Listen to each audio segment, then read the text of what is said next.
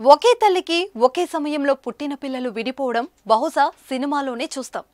కవలలు విడిపోయి వేరువేరుగా జీవిస్తున్న సీన్స్ చిత్రాలు తప్ప బయట దాదాపు కనిపించడం కష్టమే.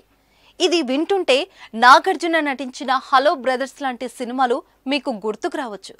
నిజ జీవితంలో కూడా ఇలాంటి స్టోరీస్ ఉన్నాయంటే మీరు నమ్ముతారా? నిజమేనండి. పుట్టినప్పుడే విడిపోయిన కవలలు 19 ఏళ్ల తర్వాత మళ్ళీ కలిశారు.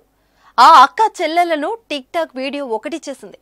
అసలు వారు ఎలా కలిశారు, టిక్ టాక్ వారిని ఎలా కలిపింది, తాము సిస్టర్స్ మని ఎలా తెలుసుకున్నారో తెలియాలంటే ఈ స్టోరీ మీరు వినాల్సిందే. గజం కేవలం 500 రూపాయలతో 1210 గజాల భూమి కేవలం 6 లక్షలు మాత్రమే. జార్జియాకు చెందిన అమీ క్విటియా అను సర్టానియా కవలలు. క్విటియాకు 12 ఏళ్ల ఉన్నప్పుడు జార్జియాస్ గాట్ టాలెంట్ అనే రియాలిటీ టీవీ షోలో ఓ అమ్మాయిని చూసి ఆమె అచ్చం తనలాగే ఉందని ఆమె గ్రహించింది. కొన్నేళ్ల క్రితం టిక్ టాక్ లో తన వీడియోను పోస్టు చేయడంతో సర్తానియాకు ఆమె గురించి తెలిసింది.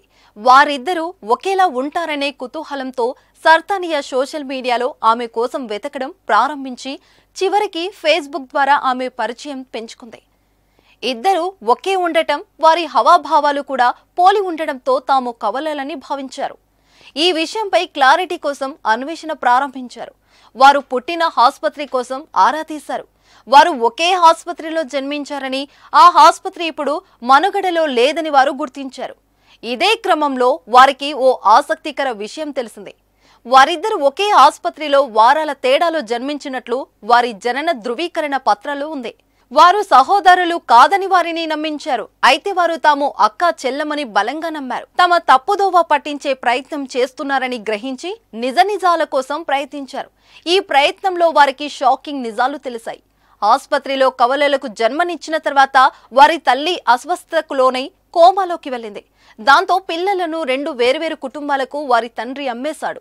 అందులో భాగంగా డాక్టర్కు డబ్బు ఆశ చూపి వేర్వేరు తేదీలతో బర్త్ సర్టిఫికేట్ తీసుకున్నాడు. అనుకున్నట్లే 2 వేర్వేరు కుటుంబాలకు వారిని అమ్మేశాడు. ఈ కఠోర నిజాన్ని క్విటియా, సర్టానియాలు తెలుసుకుని ఆశ్చర్యపోయారు. ఈ విషయమై మను దత్తత తీసుకున్న కుటుంబాలను ప్రశ్నించగా వారికి కూడా మరో కవల సోదరి ఉందన్న విషయం తెలియదని చెప్పారు. అంతేకాదు వారి తమ తల్లి గురించి కూడా ఆరా తీసి చివరకు ఆమెను కూడా కలుసుకున్నారు. ఏదేమైనా 19 ఏళ్ల తర్వాత తల్లి వద్దకు అక్క చెల్లెలు చేరడంతో వారి ఆనందానికి అవధులు లేకుండా పోయాయి.